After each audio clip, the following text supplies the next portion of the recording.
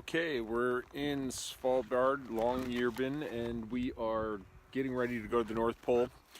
So today what we do is we set up our food prep. So we portion out all the food. We, make food bags that basically we take out each day. So we have our breakfast in there, our snacks throughout the day, like salami and cheese, our noodles, and then our dinner at night. So each evening when we get to camp, we only have to take out a food bag and we've got the next 24 hours worth of food. It's important to have a lot of calories in the cold when you're using a lot of energy pulling a sled.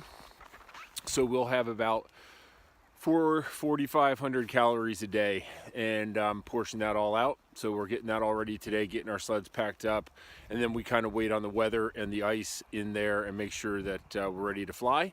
And then when we're ready to fly, we fly in and land on the ice at Borneo, the Russian research station out there on the Arctic sea ice, and we'll get going from there. But we're busy today getting ready with the food and getting our sleds packed up and everything ready to go, and yeah, getting ready to go.